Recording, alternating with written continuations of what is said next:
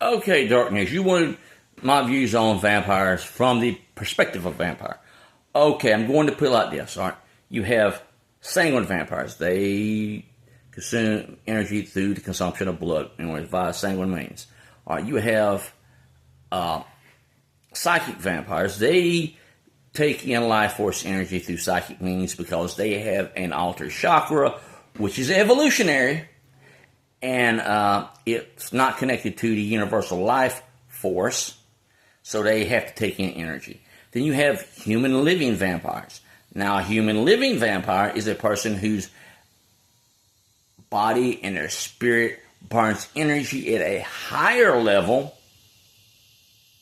than what would be considered normal, and therefore they themselves have to take energy in from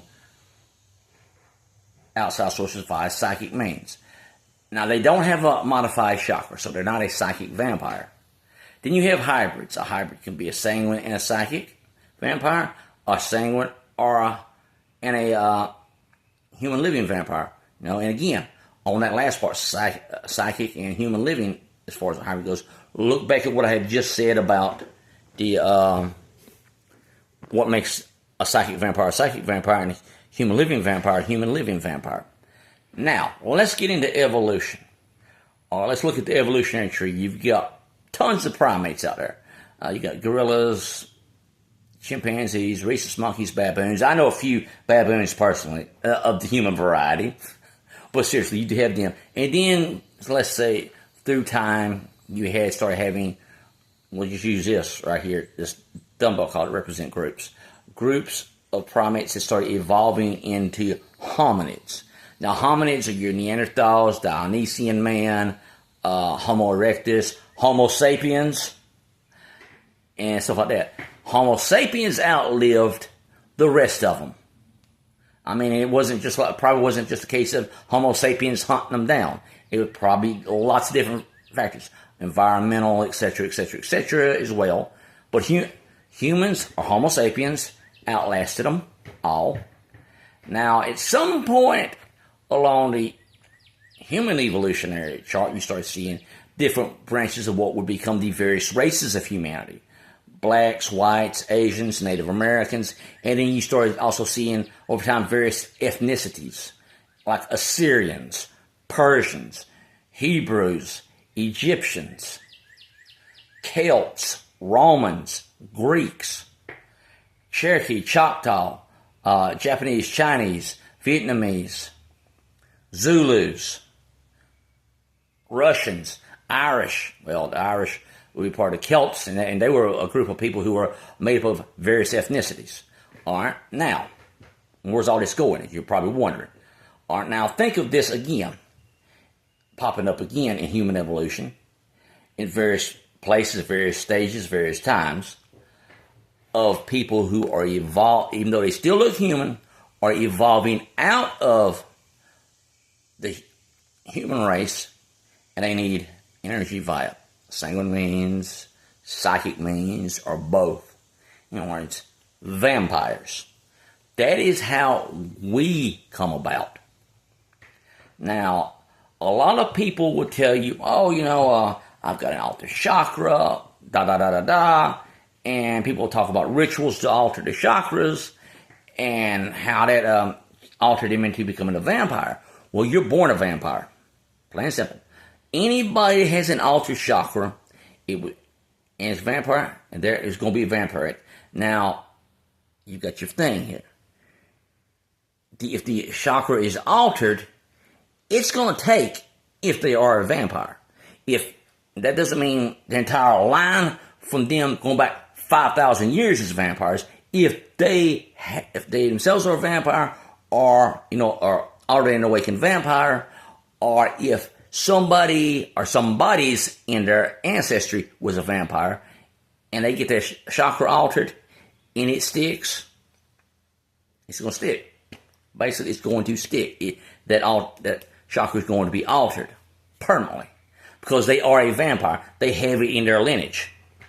Now, if you take Hojo Humney Grits 2 doors down the road from you, that's not got the first vampire in his ancestry, You can alter that chakra from now to doomsday.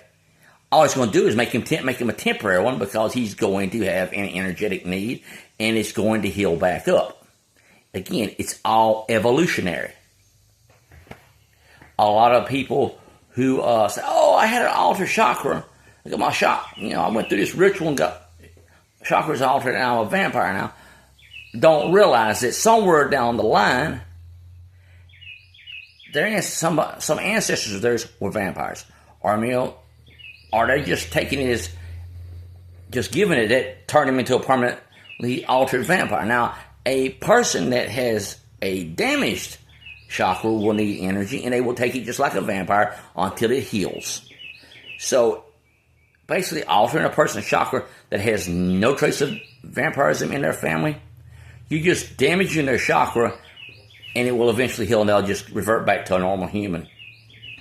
Now, if you or somebody's experiencing awakening, and you go through a ritual and they work on your chakras, your chakras stay altered, and you'll be a vampire, and you'll be what you really are, a vampire.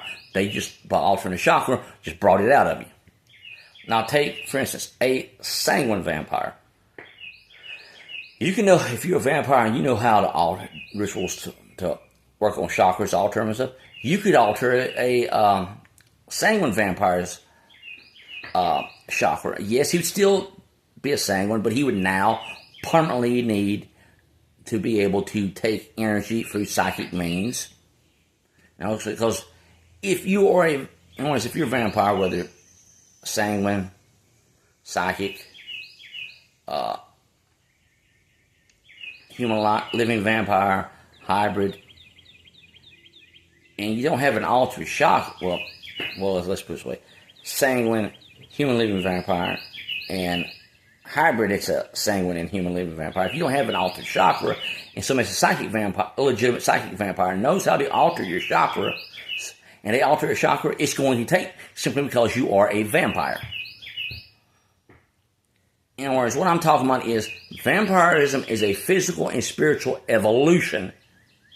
It's not I identify with an archetype.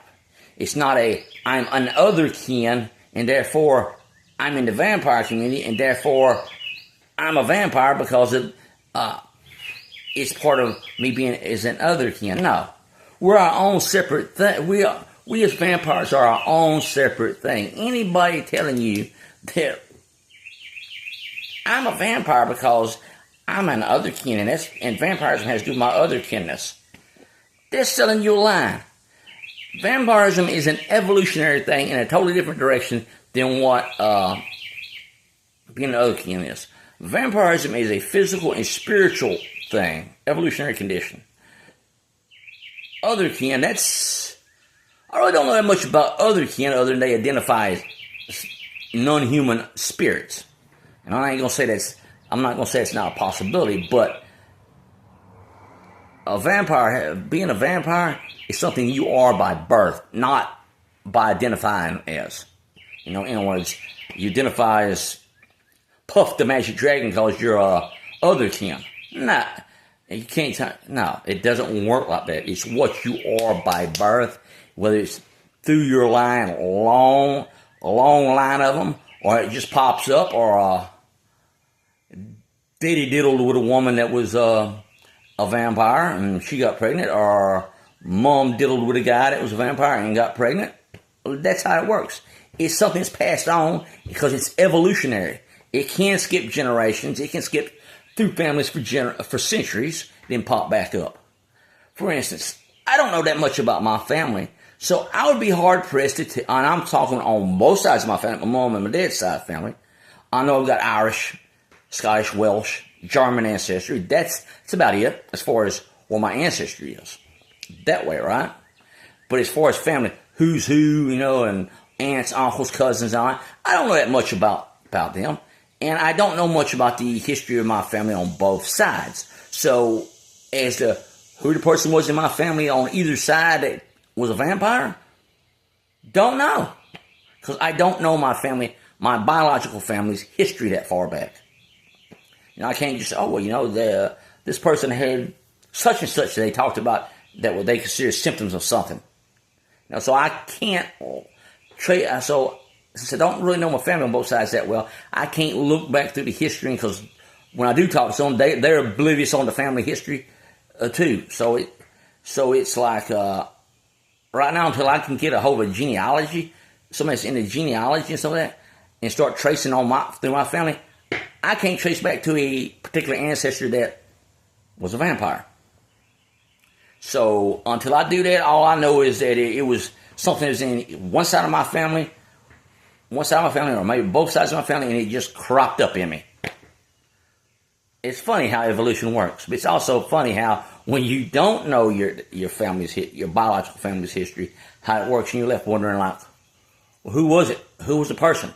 Who's my ancestor that was a vampire? And you're left wondering. So as soon as I can, I'm going to start doing genealogy research to try to find out more about my family on both sides. So maybe I can trace down to whoever the good person was that was a vampire, that intermarried into the family or whatever, and then passed it on. With that being said, have a good day.